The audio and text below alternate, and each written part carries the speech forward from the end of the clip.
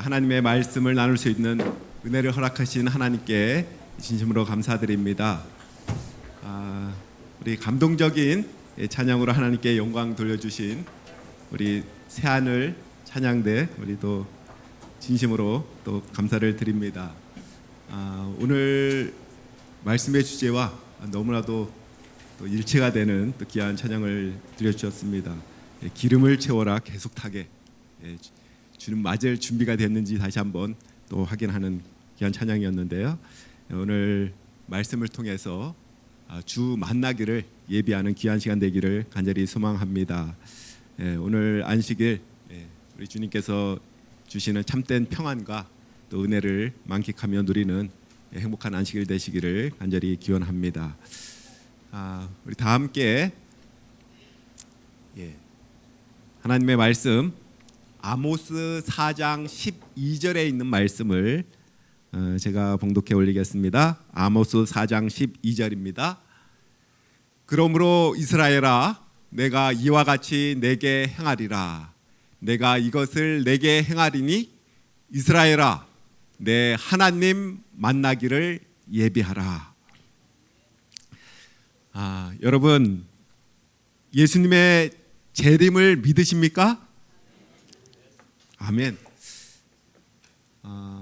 생각보다 잘 안 믿는 것 같은 느낌이 드는 것 같아요. 아멘 소리가 생각보다는 크지 않은데요. 다시 한번 질문하겠습니다. 여러분 예수님의 재림을 믿으십니까? 예, 우리 다니엘서에 보면 역사를 주관하시는 하나님에 관한 말씀들이 잘 나타나 있는데요. 특별히 다니엘서 2장에 신상 중에서 뜨인 돌, 이 뜨인 돌이 어느 나라입니까? 그리스도의 영원한 나라입니다. 예수님의 재림을 통해서 이루어질 하늘 나라를 상징하고 있습니다. 여러분은 이 머지않아 오실 예수님의 재림을 기다리십니까?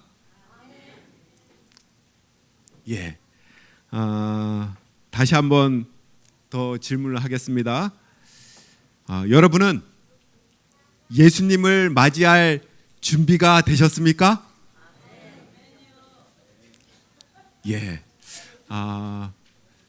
많은 분들이 준비가 되신 것 같고요. 과연 준비가 됐을까? 대답을 하고 싶은데 하지 못하신 분들도 계신 것 같습니다. 우리 계시록 22장 가장 마지막 절 보게 되면 예수님께서 내가 진실로 속히 오리라 라고 말씀하실 때 우리 사도 요한은 뭐라고 대답합니까? 아멘 주 예수여 오시옵소서. 우리 사도 요한의 이 간절한 이 기도가 우리 모두의 기도가 되시기를 간절히 바랍니다. 우리 아모스 4장 12절에 있는 말씀 다시 한번 같이 한번 읽어보겠습니다. 그러므로 시작. 그러므로 이스라엘아 내가 이와 같이 내게 행하리라. 내가 이것을 내게 행하리니 이스라엘아 내 하나님 만나기를 예비하라. 지금은 어느 때입니까? 마지막 때. 바로 지금은 주 만나기를 예비할 때입니다. 지금은 성령의 능력을 간구할 때입니다. 지금은 기도할 때입니다. 지금은 뜨겁게 사랑할 때입니다. 이제 우리는 주의 재림을 위하여 우리의 관심을 바꾸고 우리의 삶을 정리하여 하늘로 이주할 준비를 해야 할 때가 되었습니다. 교회 증언 5권 152쪽에 보게 되면 우리는 보다 나은 본향 곧 하늘로 이주하기 위해 움직여야 한다. 그렇다면 우리는 지상의 거주자가 되지 말고 가능한 한 모든 것을 단출하게 만들라라고 말씀하고 있습니다. 우리의 삶이 진정한 그리스도인의 삶이 될 때에 주님의 영광스러운 재림을 맞이하게 될 것입니다. 그렇다면 이 참된 참 그리스도인, 다시 말해서 살아있는 믿음을 가진 이 성도의 증거는 무엇일까요? 로마서 8장 9절에 이렇게 설명하고 있습니다. 만일 너희 속에 하나님의 영이 거하시면 너희가 육신에 있지 아니하고 영에 있나니, 누구든지 그리스도의 영이 없으면 그리스도의 사람이 아니라. 그리스도의 영, 즉 성령이 없으면 그리스도의 사람이 아니라라고 말씀하셨습니다. 바꿔 말하면 진정한 그리스도인의 삶은 바로 성령이 계신 삶이어야 함을 말씀하고 있습니다. 그런데 놀라운 사실은 이토록 중요한 성령 문제에 대해서 많은 그리스도인들이 무관심하다라고 하는 점입니다. 참된 신앙을 가지고 주의 재림을 기다리는 사람들은 성령 충만한 사람에 대하여 가장 큰 관심을 가져야 할 것입니다. 재림을 기다리는 사람들에 대한 비유로 우리 마태복음 25장에 첫 번째 나오는 열 처녀의 이야기, 결국 오늘 찬양을 들은 것처럼 기름 때문에 영원한 운명이 엇갈리는 가슴 아픈 이야기가 나옵니다. 성령은 재림을 기다리는 사람들에게 있어서 그토록 중요한 것입니다. 출생에는 두 가지 출생이 있습니다. 시편 51편 5절에 보게 되면 다윗은 자신의 출생 경위를 이렇게 설명합니다. 내가 죄악 중에 출생하였으며 모친이 죄 중에 나를 잉태하였나이다. 다윗이 우리아의 아내 바세바를 취한 후에 나단 선지자로부터 자신의 죄를 지적받은 후에 바로 이 참회의 시를 쓴 것이 시편 51편입니다. 다윗은 이 시에서 자신의 선천적인 죄악상을 한탄하고 있습니다. 죄를 지어서 죄인이 된 것이 아니라 죄인이기 때문에 죄를 지었다라고 하는 것입니다. 그러나 마태복음 1장 18절에 보게 되면 이 다윗과는 매우 대조적인 또 하나의 출생 경위가 나옵니다. 마태복음 1장 18절에 보게 되면 예수 그리스도의 나심은 이러하니라. 그 모친 마리아가 요셉과 정혼하고 동거하기 전에 성령으로 잉태된 것이 나타났더니. 우리 모든 인간들은 다윗처럼 죄악 중에 잉태되어서 죄인으로 태어났습니다. 그러나 예수님께서는 성령으로 잉태되어 태어나셨습니다. 예수께서 인성을 쓰였다고 하는 점에서는 우리와 같지만 이 출생 경위는 근본이 다릅니다. 그래서 예수님께서는 우리에게 다시 태어나야 할 것을 말씀하신 것입니다. 이 상당히 교만한 마음가짐으로 그리고 약간의 위선적인 모습으로 밤중에 예수님을 찾아왔던 니고데모에게 예수님께서는 그의 숨은 마음에 정곡을 찌르시면서 모든 인류가 가슴 깊이 새겨야 할 가장 오묘하고 값진 진리를 말씀하셨습니다. 요한복음 3장 3절에 보면 예수께서 대답하여 이르시되 진실로 진실로 내게 이르노니 사람이 거듭나지 아니하면 하나님 나라를 볼 수 없느니라. 그리고 5절에는 이렇게 말씀합니다. 예수께서 대답하시되 진실로 진실로 내게 이르노니 사람이 물과 성령으로 나지 아니하면 하나님 나라에 들어갈 수 없느니라. 죄악 중에 태어난 죄인이 예수님과 한 혈통, 한 형제 그리고 함께 하늘 가족이 되기 위해서는 예수님이 태어나신 것처럼 성령으로 다시 태어나야 한다라고 하는 것입니다. 이 물과 성령으로 다시 태어난다는 것이 무엇입니까? 모든 사람은 이 땅에 태어날 때 영적인 감수성이 잠재된 육으로 태어납니다. 그 영적인 감수성은 하나님께서 창조할 때 만들어 넣으신 것입니다. 전도서 3장 11절에 보게 되면 하나님이 모든 것을 지으시되 때를 따라 아름답게 하셨고 또 사람에게 영원을 사모하는 마음을 주셨다라고 말씀하고 있습니다. 성령 하나님께서는 이 영적인 감수성을 통해서 여러 가지 다양한 방법으로 사람들에게 접근하십니다.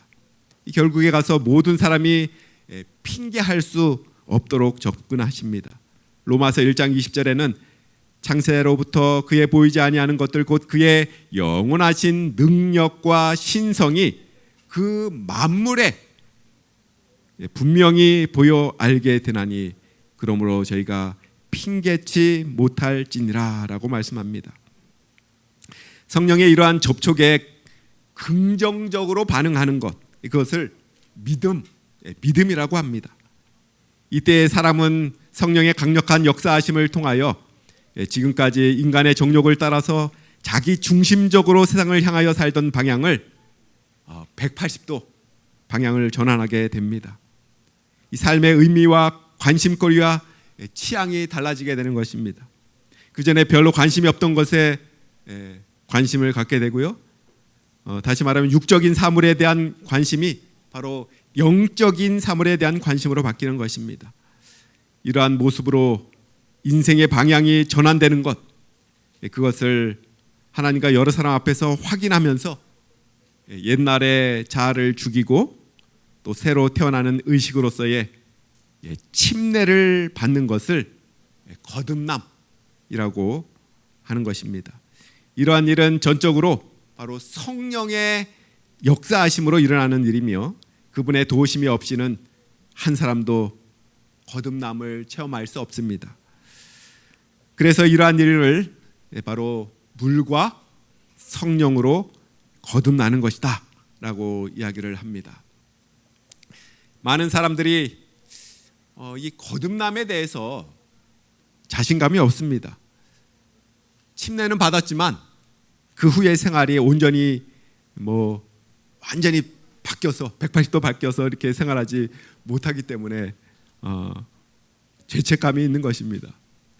그런데 이 침례라고 하는 것이 우리의 모든 죄된 속성과 또 그 습성, 이것을 한순간에 바꿔놓는 것이 아니라 바로 세상을 향하고 있던 우리의 방향을 바꿔주는 것입니다.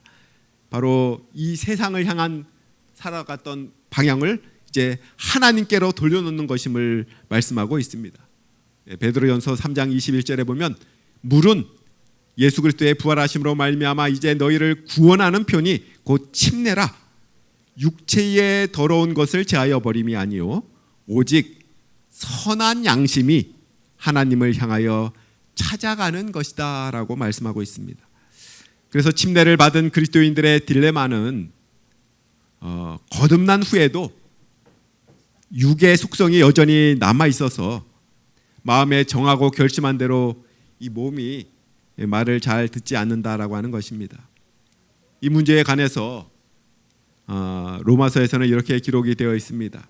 로마서 7장 19절부터 24절에 보게 되면 내가 원하는 바 선은 하지 아니하고 도리어 원치 아니하는 바 악은 행하는도다. 만일 내가 원치 아니하는 그것을 하면 이를 행하는 자가 내가 아니요 내 속에 거하는 죄니라. 그러므로 내가 한 법을 깨달았노니 곧 선을 행하기 원하는 나에게 악이 함께 있는 것이로다.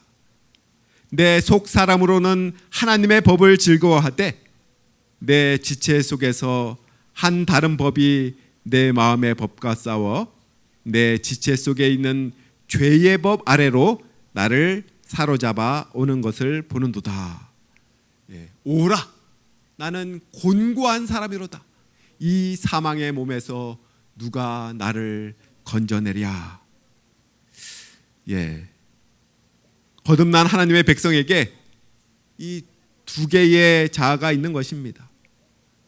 이 문제에 관하여 신학적인 논란이 있기는 하지만 엄연한 우리의 현실을 구태여 이론화하여서 시비를 가릴 필요가 없을 것입니다. 하나님의 뜻에 순종하고자 하는 자아와 또 육의 본성을 따르고자 하는 자아가 분명히 있습니다. 더욱 확실한 것은 우선은 이 육적인 자아가 영적인 자아보다 더 강하다라고 하는 것입니다. 그렇다면 이 문제를 어떻게 해결할 수가 있을까요? 성경에 보면 이렇게 말씀하고 있습니다. 빌립보서 1장 6절에 있는 말씀입니다. 너희 속에 착한 일을 시작하신 이가 그리스도 예수의 날까지 이루실 줄을 우리가 확신하노라. 예수님의 재림하실 그때까지 처음 착한 일을 시작하신 하나님께서 성령을 통해서 우리가 끝까지 책임져 주실 것을 확신한다라고 고백을 합니다. 여러분 같이 한번 좀 따라해 보시겠습니까? 너희 속에 착한 일을 시작하신 이가 그리스도 예수의 날까지 이루실 줄을 우리가 확신하노라. 그럼 누가 우리 속에 착한 일을 시작하셨습니까? 성령께서 시작하셨습니다. 성령의 역사하심, 그분의 능력은 우리가 거듭날 때에만 필요한 것이 아니라 거듭난 이후 또 삶의 매 단계마다 필요한 것입니다. 목세에게 보내는 권면 499쪽에 보면 이렇게 말씀합니다. 우리의 경험 어느 지점에서도 우리의 첫 출발을 가능하게 했던 그 도우심이 없이 지낼 수 없다. 이른 비 아래서 받은 축복들은 종말까지 우리에게 필요하다. 누가 우리의 첫 출발을 가능하게 했다고요? 성령 하나님이십니다. 그 이후에 계속되는 우리의 모든 경험 속에서도 그분의 도우심이 필요합니다. 좀처럼 변화되지 않고 또 성장하지 않는 그리스도인의 이 제1 원인은 바로 이 사실을 잊어버리고 살거나 또 알면서도 피로를 느끼지 않는 것입니다. 사랑하는 성도 여러분, 육적인 자아와 영적인 자아의 투쟁 속에서 성령의 도우심을 통하여 늘 영적인 자아가 승리함으로 하나님의 뜻에 순종하는 저와 여러분이 되시기를 간절히 바랍니다. 성령으로 잉태하여서 태어나신 예수님, 그분께서는 어떻게 사셨습니까? 다음에 몇 성경절들은 예수님께서 이 땅에 계시는 동안에 사셨던 생활의 일면을 우리에게 가르쳐주고 있는데요. 마태복음 14장 23절에 보면 이렇게 말씀합니다. 무리를 보내신 후에 기도하러 따로 산에 올라가시다 저물매 거기 혼자 계시더니, 누가복음 5장 16절에는 예수는 물러가사 한적한 곳에서 기도하시니라. 누가복음 6장 12절, 이때 예수께서 기도하시러 산으로 가서 밤이 맞도록 하나님께 기도하시고, 누가복음 22장 39절부터 41절입니다. 예수께서 나가사 습관을 좇아 감람산에 가심에 제자들도 쫓았더니 그곳에 이르러 저희에게 이르시되 시험에 들지 않기를 기도하라 하시고 저희를 떠나 돌 던질 만큼 가서 무릎을 꿇고 기도하여. 예수님의 삶을 아주 크게 나누게 되면 두 부분입니다. 첫째는 사람들을 위해서 봉사하시는 일을 하셨고요. 둘째는 기도하는 일을 하셨습니다. 그것이 예수님의 생활의 전부였습니다. 예수님께서는 무엇 때문에 그렇게 열심히 아주 간절하게 기도하셨을까요? 단지 우리의 모본을 보이시기 위해서 기도하셨을까요? 아닙니다. 그분에게도 기도가 필요했기 때문에 기도하신 것입니다. 예수님께서 이 땅에 사시는 동안 죄악을 극복하고 또 유혹을 물리치는 데 있어서 원래부터 가지셨던 신성의 능력을 사용하시면 안 되는 것입니다.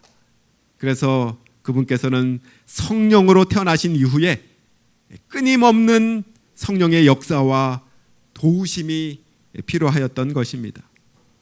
성령의 역사는 기도로 이루어지는 것이기 때문에 그분은 그렇게 열심히 아주 간절하게 기도하신 것입니다. J.R. 모트라고 하는 사람이 이런 글을 썼습니다. 나사렛의 뒷동산이 그의 숨겨진 비밀을 내놓을 수 있다면 갈릴리 호수가 그 목격한 것을 말할 수 있다면 예루살렘 주변의 외진 장소들이 저들의 이야기를 할 수 있다면 감람산이 입을 열어 그곳에서 일어난 일들을 말할 수 있다면 그들은 우리들에게 다른 그 무엇보다도 우리 주님의 기도 생활에 대하여 말할 것이다. 이 산상보훈에도 이렇게 말씀하고 있습니다. 그분께서 고된 하루를 마감하는 기도의 시간에서 돌아오실 때 제자들은 그분의 얼굴에서 평화의 모습, 곧 전신을 휩싸고 있는 듯한 상쾌함을 보았다. 그분은 아침마다 하나님과 더불어 시간을 보낸 후에야 사람들에게 하늘의 빛을 전하기 위해 나가셨다. 제자들은 그분의 말씀과 사업의 능력이 그분의 기도 시간과 관련이 있다고 결론 지었다. 우리에게도 예수님께서 가셨던 것과 같은 영이 필요합니다. 이것은 우리도 예수님께서 하셨던 모습을 본받아 바로 기도의 생애를 살아야 함을 의미하고 있는 것입니다. 예수님께서도 육의 소욕을 극복하시기 위해서 기도하셨습니다. 하물며 우리는 얼마나 더 열심히 또 간절히 기도해야 되겠습니까? 로마서 8장 12절부터 14절에 보면 이렇게 말씀합니다. 그러므로 형제들아 우리가 빚진 자로 때 육신에게 져서 육신대로 살 것이 아니니라. 너희가 육신대로 살면 반드시 죽을 것이로되 영으로서 몸의 행실을 죽이면 살리니 무릇 하나님의 영으로 인도함을 받는 그들이 곧 하나님의 아들이라. 제자들은 결국 예수님의 그 고상한 품성과 능력과 말씀의 권세가 이 기도의 결과인 것을 깨닫게 되었고 그분에게 기도하는 법을 가르쳐 달라라고 요구를 하였습니다. 이때 예수님께서 가르쳐 주신 것이 그 유명한 주 기도문입니다. 누가복음 11장에 보게 되면 예수님께서 주 기도문을 가르쳐 주신 다음에 이 제자들에게 한 가지 이야기를 해주는 장면이 나옵니다. 바로 누가복음 11장 5절부터 8절에 있는 말씀인데요.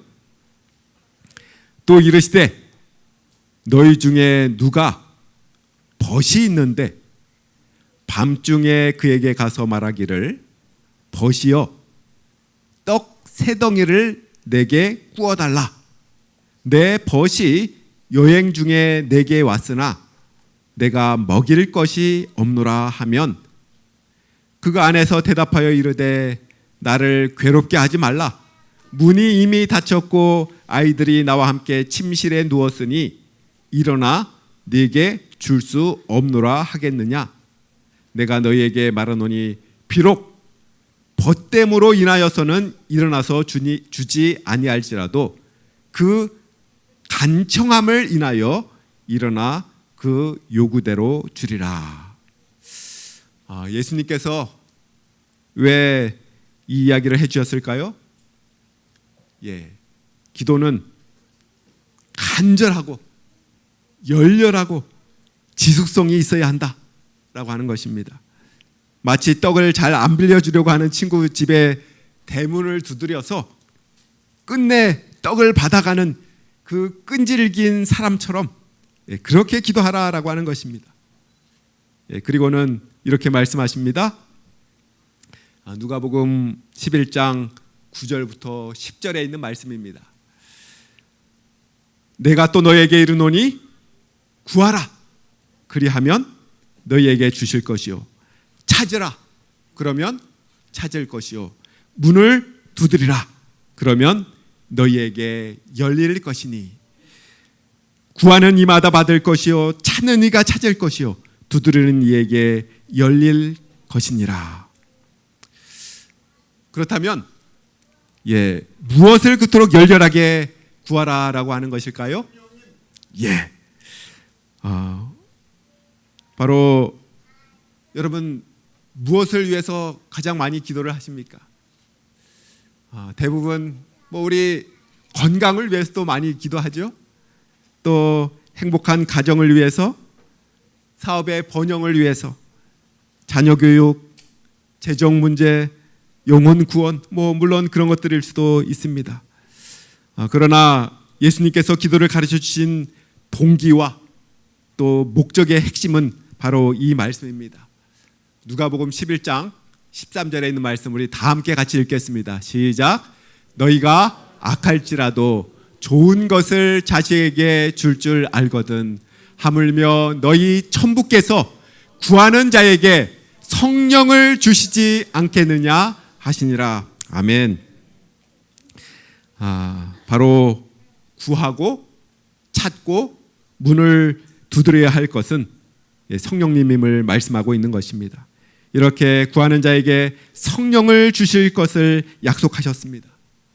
사랑하는 성도 여러분, 우리 모두 구하고 찾고 두드림으로 약속하신 성령을 충만히 받게 되시기를 간절히 소망합니다. 그렇다면 왜 우리는 우리의 생각과 생활에 성령께서 역사하시도록 간절한 기도를 해야만 할까요? 마태복음 6장 31절 32절에 보면 이렇게 말씀합니다. 그러므로 염려하여 이르기를 무엇을 먹을까 무엇을 마실까 무엇을 입을까 하지 말라. 이는 다 이방인들이 구하는 것이다. 너희 하늘 아버지께서 이 모든 것이 너희에게 있어야 할 줄을 아시느니라 라고 말씀을 하고 있습니다. 이 말씀을 보게 되면 하나님께서 우리의 모든 필요를 다 아시고 미리 주시는 분이신데 왜 성령은 구하는 자에게만 주실까요? 그 이유가 있습니다. 성령의 역사가 시작되면 아주 놀라운 역사가 일어나게 됩니다. 품성이 변화되고 기도의 능력이 있고 전하는 말씀에 의해서 사람의 마음에 회심의 역사가 이 변화가 일어나게 됩니다. 그런데 심령이 겸손하게 준비되지 못한 자에게 그렇게 놀라운 일이 벌어지게 되면 어떻게 될까요? 마음이 교만해져서 또 그 모든 영광을 자기가 취하게 되는 것입니다. 그래서 하나님께서는 성령의 역사하심을 통하여 나타나는 결과를 감당하지 못할 자에게는 이 성령의 선물을 주실 수가 없는 것입니다. 어떤 역사가 일어나도 모든 영광을 하나님께 온전히 돌릴 수 있도록 준비된 자들을 통해서 하나님께서는 큰 역사를 이루실 것입니다. 사랑하는 성도 여러분, 우리 모두 겸손히 이 성령의 능력을 받을 도구가 되기 위해서 기도로서 준비하지 않으시겠습니까? 기도는 하나님을 감동시키는 것이 아니라 하나님의 축복을 받아 감당할 수 있도록 자신을 준비시키는 것입니다. 그래서 기도는 그리스도인들에게 있어서 생명처럼 소중하고 필수적인 것입니다. 특별히 애타는 심령으로 이 성령을 구하는 기도를 드려야 할 것입니다. 매일같이 여러분 성령을 간구하는 기도를 드리고 계십니까? 목사에게 보내는 권면에 보게 되면 이런 말씀을 주고 계십니다. 은혜의 소나기가 우리에게 내리도록 하려면 전심으로 주님의 은총을 구하여야만 한다. 통해하는 심령으로 늦은 비의 시기인 지금 은혜의 소나기가 우리 위에 내리기를 아주 열렬하게 기도드리자. 우리가 참석하는 모든 집회마다 바로 이때에 하나님께서 우리의 영혼의 온기와 수분을 나누어 주시기를 간구하는 기도를 올려야 합니다. 우리가 하나님의 성령을 구할 때 그것은 우리 안에 온유하고 겸손한 마음, 완성시키는 늦은 비를 위하여 하나님께 의식적으로 의지하는 일 등을 이루어낼 것입니다. 만일 우리가 믿음으로 축복 주시기를 기도드린다면 우리는 하나님께서 약속하신 대로 그것을 받게 될 것입니다. 우리는 깨어 있어 기도하라, 항상 기도하며 깨어 있으라고 하는 그리스도의 경고를 결코 잊지 말아야 한다. 매 순간마다 신령한 대리자와의 연결이 우리의 전진에 필수적이다. 우리는 하나님의 영을 어느 정도 모시고 있을 것이나 기도와 믿음으로 우리는 끊임없이 더욱 성령을 찾아야 한다. 사랑하는 성도 여러분, 우리는 기도해야 합니다. 이 성령의 역사를 막연하게 기다리는 자에게 결코 임하지 않을 것입니다. 성령의 충만하신 역사하심이 우리의 생활에 임하도록 열심히 열렬하게 간절히 기도해야 하겠습니다. 기도를 통한 성령의 도우심이 없이는 우리의 모든 수고가 일시적이요 헛된 일이 될 것입니다. 성품의 변화, 교회의 성장과 번영, 구원, 삶의 기쁨, 이 모든 것들이 마치 구름을 잡는 것과 같은 결과를 가져올 것입니다. 어떤 기도의 사람이 무릎으로 쓴 책, 무릎으로 사는 그리스도인이라고 하는 책에 보게 되면 이런 이야기가 나옵니다. 인도에 한 여자 선교사가 있었습니다. 아주 성실하고 열성이 있는 사람이었습니다. 아침부터 저녁까지 영혼을 주님께 인도하기 위해서 부지런히 찾아다니면서 활동을 했습니다. 그러나 여러 해가 지났지만 영혼의 결실이 거의 없었습니다. 기도를 더 열심히 해야 된다라고 성령의 음성이 있었지만 그래도 우선 이 마음이 급해서 일하는 시간을 줄일 수가 없었습니다. 그러나 아무런 소득이 없이 시간만 흘러갔습니다. 드디어 이 여선교사는 하루 일과 중에 많은 부분을 기도하는 시간으로 떼어놓고 열심히 기도하기 시작했습니다. 6개월 후에 그는 이런 간증을 하게 되었습니다. 마침내 나는 기도를 위해 많은 시간을 떼어놓았다.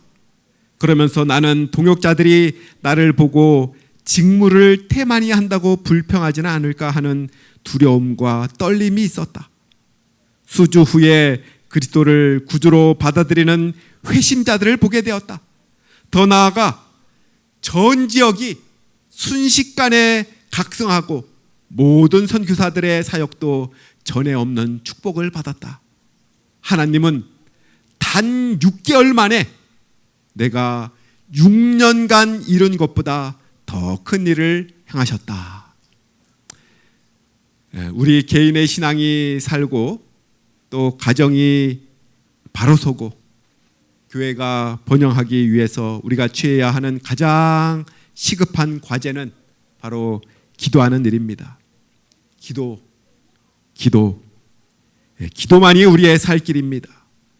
골방에서, 가정에서, 소그룹에서, 또 교회의 모든 집회에서 기도하는 일이 시작되면 우리는 살아날 것입니다. 에스겔 골짜기의 마른 뼈들이 서로 맞추어지고 힘줄이 생기고 살이 붙고 생기가 들어가서 큰 군대를 이루었듯이 우리도 큰 군대의 모습으로 세상을 향하여 서게 될 것이고 우리의 중차대한 그 사명을 삽시간에 끝마치게 될 것입니다. 기도를 하지 않는 사람은 실수를 하고 나서도 아무런 가책을 느끼지 못할 것입니다. 기도를 조금 하는 사람은 실수를 하고 나서야 가책을 느낄 것입니다. 기도를 많이 하는 사람은 실수를 하기 전에 양심의 가책을 느낄 것이지만 이 말씀대로 순종할 수 있는 힘이 부족할 것입니다. 그러나 기도를 아주 많이 하는 사람은 실수하기 전에 양심의 소리를 들을 것이요, 또한 말씀대로 살 수 있는 충분한 힘도 있을 것입니다. 사랑하는 성도 여러분, 이제 다시 오시는 우리 주님을 맞이하기 위해서 하루 3번 다니엘이 드렸던 것처럼 정한 시간에 기도하고 나머지 모든 시간도 기도하는 마음으로 살아가는 기도의 사람이 되시기를 간절히 바랍니다. 기도하는 사람은 바로 성령 충만한 사람이 됩니다. 그리스도의 제자들은 언제나 기쁨과 성령이 충만한 사람들입니다. 사도행전 13장 52절 같이 한번 읽어보겠습니다. 시작. 제자들은 기쁨과 성령이 충만하니라. 아멘. 진정으로 재림을 기다리는 사람들이라면 우리 사무엘상 12장 23절에 사무엘이 고백했듯이 기도하기를 쉬는 죄를 요 앞에 결단코 범하지 않게 될 것입니다. 사랑하는 성도 여러분, 지금은 주 예수를 만나기를 예비할 때입니다. 지금은 기도할 때입니다. 기쁨과 성령이 충만했던 제자들처럼 살아야 할 때인 것입니다. 이제 우리는 이러한 때를 인식하고 기도로서 약속하신 성령의 충만함을 받아 우리에게 맡겨주신 모든 사명을 완수하고 하늘에 속히 이루게 되는 저와 여러분이 되시기를 간절히 바랍니다. 이제 마지막으로 우리 서중한 앞에서 제작한 이 영상을 하나 보고 오늘 말씀을 마치도록 하겠습니다. 다가오는 2027년 전 세계 재림교회는 하나의 거대한 재림운동을 준비하고 있습니다. 바로 원보이스 27 운동입니다. 2027년은 예수께서 침례를 받으시고 성령의 기름 부음을 받아 공생애를 시작하신 지 정확히 2000년이 되는 해입니다. 예수님의 사역이 성령의 충만함으로 시작되었듯 마지막 주소를 앞둔 우리에게도 지금 가장 필요한 것은 바로 늦은 뒤 성령입니다. 이를 위해 서중하나회는 2026년과 2027년을 성령 침례 2027을 위한 특별 기간으로 선포합니다. 올해 2026년은 준비와 간구의 해입니다. 모든 교회, 모든 지역에서 기도의 재단을 쌓아야 합니다. 다니엘과 요한계시록을 깊이 연구하며 우리 자신의 부흥을 위해 늦은 뒤 성령을 간절히 구합시다. 그리고 2000주년이 되는 2027년 9월 우리는 전 세계 교회와 함께 하나된 목소리 원보이스로 외칠 것입니다. 모든 교회가 성경학교가 되고 모든 성도가 성경교사가 되어야 합니다. 서중하나회 모든 교회는 2027년에 전략적인 전도 집회를 열어 준비된 영혼들을 추수할 것입니다. 예수님이 보여주신 희망의 메시지를 디지털과 아날로그, 강단과 가정에서 하나된 목소리로 선포합시다. 사랑하는 성도 여러분, 하나님의 사업은 성도들이 연합하여 일할 때 비로소 마쳐질 수 있다고 말씀하셨습니다.